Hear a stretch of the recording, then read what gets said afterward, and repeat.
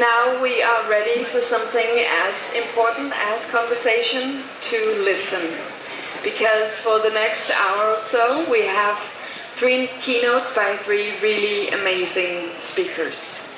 And last year, as I had just presented this amazing speaker, Lynn Rothschild, on this stage, biologist at NASA, I was standing down there in the crowd and I was completely caught up.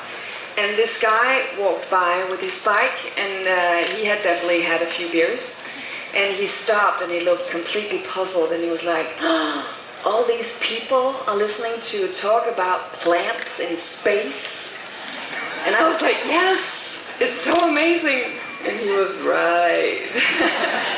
But it is really amazing seeing all of you here, because this is what we should talk about, and this is what we should listen to, these amazing keynotes and these amazing speakers.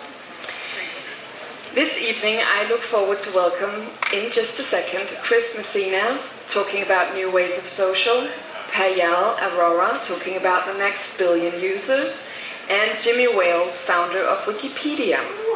It's going to be a good night. So first, Chris Messina. In 2007, Chris invented the hashtag, and I've just learned the reason it looks like it does is that it was one of the only available 2 keys on his cell phone, because at that time you used the numeric keys to write text and SMS. And he created the hashtag as a solution for how to group messages and trends and events on Twitter, and it became much more important than he could have imagined. Hashtags are driving conversations and engaging people in important issues. But in our race to make the world more logical, more programmable, something essential is missing. Computers have become easier to use, and conversations are now kind of resembling the way we communicate, humans. But they've also become kind of seductive, exploiting human weaknesses. So how do we prevent tech from becoming an enemy to our human nature and relationships? Chris believes the only way to bring about the future that we deserve and desire is to start now by changing the culture of founders and makers in order to have large-scale, lasting downstream effects. Please welcome Chris Messina.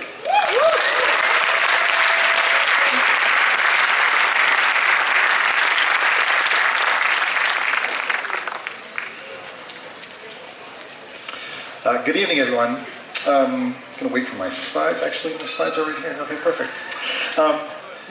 I've just discovered that this is my first time in Copenhagen, and so I'm actually really excited to be here.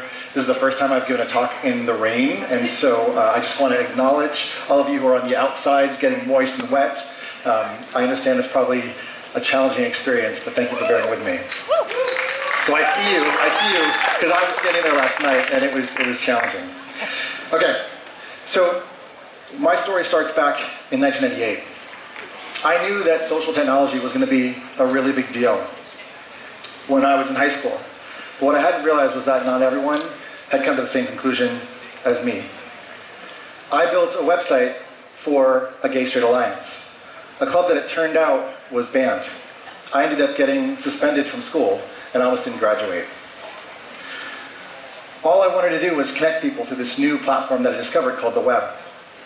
And instead, I got the boot. It turned out my high school wasn't exactly the best place to become an entrepreneur in social technology. Fast forward to San Francisco in 2005. I made my way out there after graduating, and I found a bunch of like-minded people who were excited about the future, who wanted to build social products, who wanted to contribute to the world and make it a better place. Some of them would end up going on to build household names, such as WordPress, Flickr, Twitter, Instagram, and Slack. These are my friends. As was said, my own contribution to the era that became known as Web 2.0 was the humble hashtag. This is my tweet from 2007. After I proposed this idea on Twitter, I brought this idea to Twitter's headquarters because they didn't have security. I walked in the front door, and this is me taking a photo holding a Wired because I was so excited to meet these guys. I know, right? It was like my total fanboy moment. This is Jack, when he was still an engineer. He wasn't CEO yet. And Biz was a co-founder, and that look was basically the look he gave me when I proposed the idea of the hashtag to him. He was like, thanks, Chris, but this is never going to work. And I was like, okay, darn. And so I left. Now, fast forward a little bit from 2005 to this year, and something interesting has happened. Social media took over. And at least in the United States, and I know this is true in a lot of places around the world, the penetration of social media has become enormous. And more importantly, a younger generation is growing up using social media every day, all the time, connect with everyone in their lives. And the hashtag kind of came along, kind of like a barnacle and a whale. To the point, or the tune, of over 200 million hashtags used per day, or, put another way, 23 hashtags every second. This is a number that I can't even fathom. And yet, as I've been talking, there have been millions of hashtags that have been created. And this is only on Twitter. This doesn't count Facebook or Instagram or anyplace else. The use of the hashtag has been used in lots of different social movements recently, from the Arab Spring, to Black Lives Matter, to the Me Too movement. And the products that we started building to enable people to connect through social technology was started back in 2005, 2006, and I was there. I was part of that movement. But it's impossible to look at that success and not also think about some of the negative consequences that have arisen alongside the adoption of smartphones and social media. And of course, this is stuff that Asa talked about last night. But some of the problems that have come up, I believe, are the result of translating complex human actions into their digital equivalents. For example, the like button. If you're a designer, it's pretty easy to imagine creating some sort of product that allows people to express their affinity for things that they encounter in the world that they like, right? It might look something like this. The problem with this like button, though, is that when you introduce it into a commercial context, like a Facebook page, the meaning starts to change. When I like something, is it that I'm trying to say that I enjoy it? Am I trying to tell my friends that this is something that I'm into? Do I want to receive updates in the future in my newsfeed? What exactly does this simple thing actually mean? This type of confusion abounds in social products. And even with the addition of things like stickers and emoji and GIFs give us more fidelity to communicate with one another, it still can be really hard to know exactly what we're trying to communicate to each other. And so, for example, if you consider the same emoji across different cell phone makers' products, you can see how this confusion might actually occur. This is all the same thing, by the way, just so you're clear. And it's not like we're not trying. We are really trying to communicate and to connect through all of these social technologies. But because we must translate these complex ideas, these things that we previously have had in-person social cues to help understand us, something is being lost in translation. And so what might have been meant as an offhand comment or joke can sometimes come off as mean or can be misinterpreted and can escalate very quickly. If you compound those effects over time, in our race to connect everyone, we're now having to cope with a constant barrage of messages, notifications, and updates, which is changing the value of communication and cheapening it through digital media. And only recently have we really begun to start to understand how too much social media can be bad for us, with negative impacts on our emotions, our physical health, and our interpersonal relationships. Connection was a worthy goal, but connection alone is insufficient. What we really crave is social products and social technologies that support not just connection, but also comfort and security. And we learned this all the way back in the 1950s. This is not new information. We learned this when Harry Harlow demonstrated this through a series of monkey experiments. What he showed was that without comfort and security, primates become emotionally stunted, they develop antisocial and abusive behaviors, as you can see here. What his experiments showed was that even when wire mother monkeys provided food to a baby monkey, that monkey would still choose to spend 13 to 15 hours a day nestled into a cloth-covered wire monkey. These monkeys could tell the difference. And in our context, in many ways, our smartphones have taken the place of Harlow's wire monkeys. But they manipulate us into believing that we're getting comfort and security, but it's not real. And so when we spend too much time on our phones, we too develop antisocial behaviors like bullying, aggression, and depression. I think relationship expert Esther Perel has it right when she observed that people go to bed with their phones in all senses of the phrase. The last thing they stroke is their phone. The first thing they stroke is their phone. I can't imagine that doesn't have an effect. And indeed it does. It has many effects, in fact, many of which we heard from last night when Asa talked about them. This is just a list of effects that the Center for Humane Technologies put together. Coupled together, these things are starting to fray the fabric of society. And yet remember back in 2005 and 2006, our goal was to bring people together. This is not what we wanted. This is not what we were heading for. And lots of people who have built these things are starting to have their moments of mea culpas. You have folks who again, co-founded Twitter, like Ev, wanted to fix the social media problem. You have Chris Weatherall, who was an engineer at Google, but also at Twitter, who implemented the retweet button, and now says that he basically handed a loaded weapon to a 4-year-old. You have Jack Dorsey using Twitter to talk about how bad Twitter can be. You have Roger Minami, who is one of Zuckerberg's mentors, saying that the whole thing's broken. And then you have a co-founder of Facebook himself talking about breaking up the platform. So it's clear, especially from the people who have made these things, that we have problems. But the list of solutions that we have, I think, well, I'll run through a few of them. One of the first class and most obvious ways of solving some of these problems is to fix the products themselves. And curiously enough, I think actually Instagram has been ahead in trying to push out more of these features to fix their product. This is a new sticker that they just announced or launched recently to basically bring up a stance against bullying. It's very small, very incremental, but it's something. Of course, they've also started testing the removal of like counts. Not likes entirely, but counts, in a way to get people to hopefully focus more on the interactions between humans as opposed to numbers to optimize. Twitter is providing more tools to provide ways of reporting harassment to give people more control over the conversations they're having. And Telegram, a messaging client, recently introduced a new feature to actually throttle the speed with which people can share messages to a group in a desire, I think, to improve the coherence of conversations. And WhatsApp also realized that information was being shared over many, many hops, oftentimes false or inflammatory information, possibly contributing to genocide in Myanmar. And so WhatsApp also made changes to reduce the amount that information could spread. So that's a set of solutions for fixing the products. There's also the opportunity to build new products with a new understanding of social platforms. One of those, of course, is YouTube trying to segment out a younger population into a new app called YouTube Kids. And they've just paid a big fine for this, so maybe there's another reason for them doing this. And then Instagram, of course, is always chasing after Snapchat, and so they are now building a new app that they could have called Streaks, but of course, based on something I'll tell you in a minute, they might not need to do that. So those are new products. There's also the opportunity to regulate the companies. And this is something that I think is very controversial, but it's starting to become a part of the conversation. In the United States, we have a presidential candidate who is essentially proposing that we break up the big tech companies. That's Elizabeth Warren. A couple years ago, this wasn't even part of the conversation.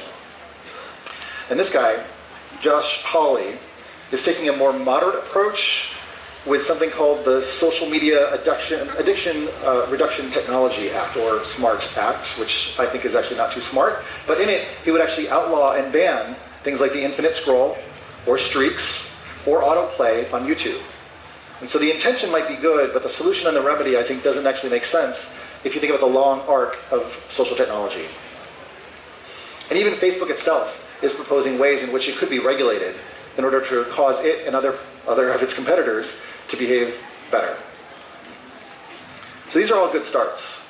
This is a conversation that wasn't even happening a year or 2 years ago. But it begs the question, is this sufficient? Is this enough? Will this actually bring about the changes that we need? Because to me, the product changes are incremental. The new products might be incremental. Regulation might help, but that's going to take a long time to come into effect. And by then, we're going to be talking to our computers and spending lots of time in virtual reality. So they might even be irrelevant. I think we really need to be thinking more systemically. Something broader, something deeper. In fact, we must go deeper. Because here's what we're up against. I'm going to play a clip from Sean Parker. How many of you guys know who Sean Parker is? A few of you. Okay, Sean Parker was the guy that gave us Napster, but he also was one of the first presidents of Facebook. And I want you to listen to what he says in this clip. You know, if the thought process that went into building these applications, Facebook being the first of them to really understand it, that thought process was all about how do we consume as much of your time and conscious attention as possible. And that means that we need to sort of give you a little dopamine hit every once in a while because someone liked or commented on a photo or a post or whatever. And that's going to get you to contribute more content, and that's going to get you, you know, more likes and comments. I mean, it's a social validation feedback loop that it's like it's exactly the kind of thing that a hacker like myself would come up with, because you're exploiting a vulnerability in human psychology. And I think that the inventors, creators, you know, and it's me, it's Mark, it's Kevin Systrom at Instagram, it's all of these people, understood this consciously, and we did it anyway. Oh, no. We did it anyway. Think about the moral depravity to basically say, I'm going to hack all the humans around me to make them my guinea pigs or my rhesus monkey in my experiment. Do you think any of the solutions that I propose are going to deal with this? I'm not so sure that they will. And there's an increasing amount of importance and urgency to actually address the underlying issue. The goal isn't just to fix social media or big tech. I think the answer lies in fixing us. It took us 30 years to connect the first 50% of the world's population to the internet, and according to the UN, it's only going to take another 10 to connect that last 50%. If we want the future of social technology to be different than the current environment that we're living in, we really have our work cut out for us. Because think about it this way. 10 years ago, Instagram didn't exist. Now it has over 1 billion users. Think about the number of Instagrams that will be created between now and 2030. And what's going to determine or define the values and principles that guide those products? And consider the impact of those new Instagrams on the world that is currently not connected to the internet. These are people who have never been connected and are getting this for the first time. They're not inoculated like we are against a lot of the power of social media on our consciousness. And yet many of us are still susceptible to these things. Think about the impact on those communities. I'm terrified of what's going to happen if we don't change the underlying cultural issues that got us to where we are now. We have to think about the creators of those technologies and whether or not they're going to consider the human needs of comfort and security in the products that they're building. Because in 10 to 15 years from now, we're going to be living with extraordinarily powerful technologies, social technologies that are far more seductive and compelling than the ones that we're living with today. And I don't want to be thinking 15 years in the future, oh my God, I wish we had done something in 2019. But shucks, we didn't. So how are we going to do this? Well, as a founder myself, I understand that building a company is one way to scale change, absolutely. But I actually think that doing this on a broader base level is necessary, and that means changing the culture of founders themselves. Since I was there at the beginning of the first wave of social technology, I know how culture informs and changes decisions. Thanks to the hashtag, I also see how culture and the culture of founders and creators is transmitted downstream to users in ways that we never anticipated or intended. My job here today is simply to provide awareness. It's simply to give you a choice about how you might spend the next 15 years trying to get us to a possibly better outcome than where we find ourselves. Now, founders, like many of you in this room, makers, creators, people who want to build things for people, are kind of like artists in that we want to reflect ourselves in the things that we make. And here's how that plays out. You take the founder's culture, any of our culture, frankly. That culture defines our values, defines the way that we think about things, the way that we believe things. Those values influence our product design choices. how the like button works, for example, how the retweet button works, whether it's actually built into the product or not. And those cumulative design choices end up defining the founder's products.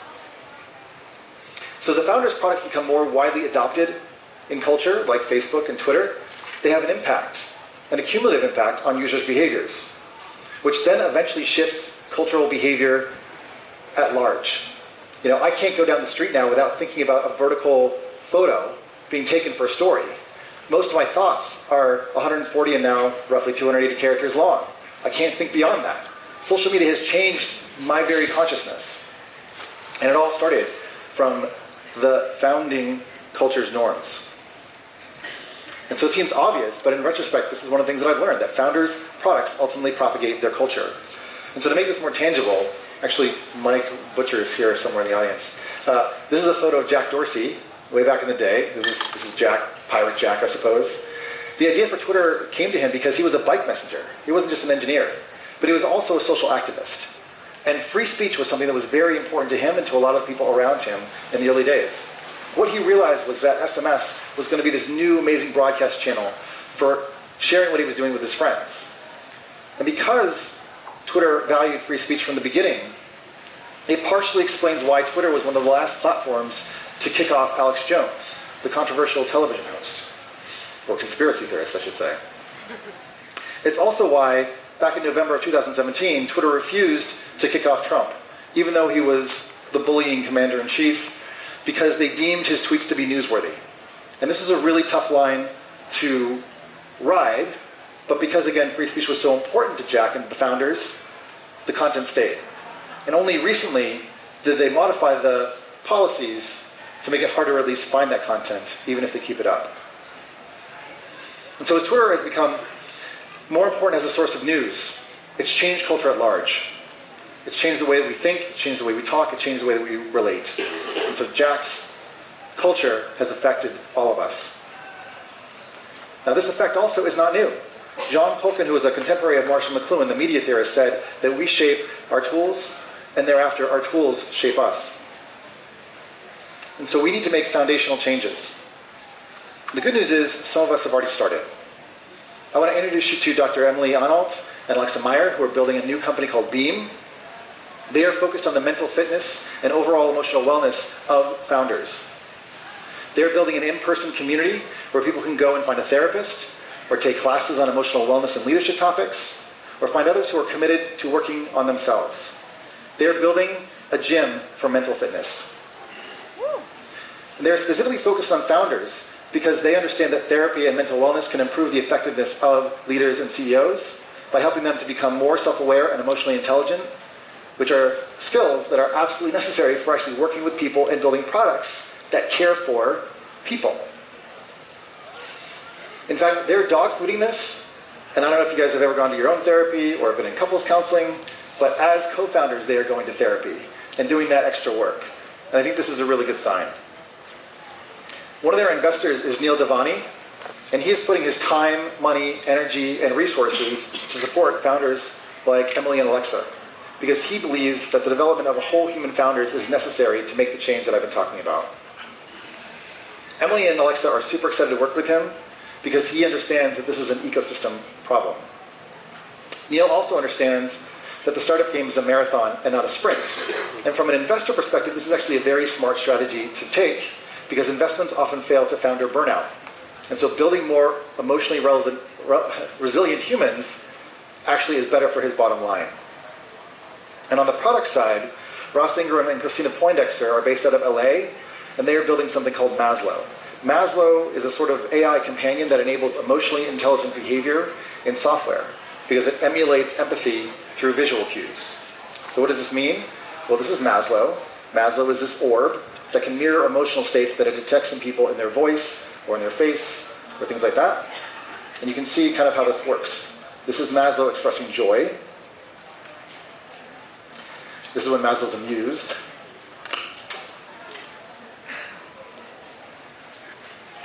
And when Maslow is surprised. And this is the kind of emotionally intelligent software that can possibly make our technology actually more responsive to us as humans. Now these folks are And these folks are what I think of as a new class of emotionally intelligent entrepreneurs, ushering in what I hope will be a new wave of startups that promote human flourishing. And what I'm hoping is that those Instagrams that I talked about that are coming in the next 10 years are fundamentally culturally aligned with these folks. And we have to get this right, and I think we will if we start now. If you remember at the beginning of my talk, when I talked about getting kicked out of high school, right? I'm here today to share a lesson that it took me 15 years to figure out. Because I started my journey in social technology a long time ago. And if I could go back and have a conversation with myself then, now, as a founder, as someone who's had the experiences that I've had, I would, of course, tell myself to look into design, computers, technology, and all that stuff.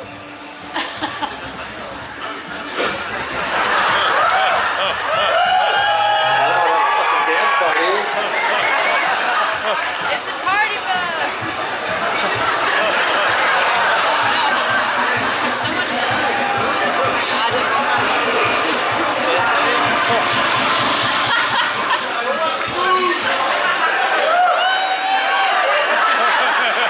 Okay, moving right along. This is good because one of the things that I've been working on is self-awareness, which is one of the technologies of myself, which also includes curiosity, empathy, better dance moves, shit like that, which, besides the dance moves, are all things that Emily and Alexa want to teach other founders. And so what I'm saying today should, I hope, be specifically relevant to a lot of young people in the audience, or anyone who despairs that social media is having a negative effect on us. And especially those of you who use hashtags every day and never thought for a moment that someone really no different than you might have actually come up with that idea and contributed to the social web as a way of giving more people the ability to find and share and connect with one another. I started my journey quite a while ago. A lot of you are just getting started now. Some of you are just restarting. But those of you who have grown up in social media, I believe, are in the best position to change it. And so if you don't like the way that you feel on social media, or you don't like the way that you see people treating each other on social media, you can change it by first developing the technology of yourself.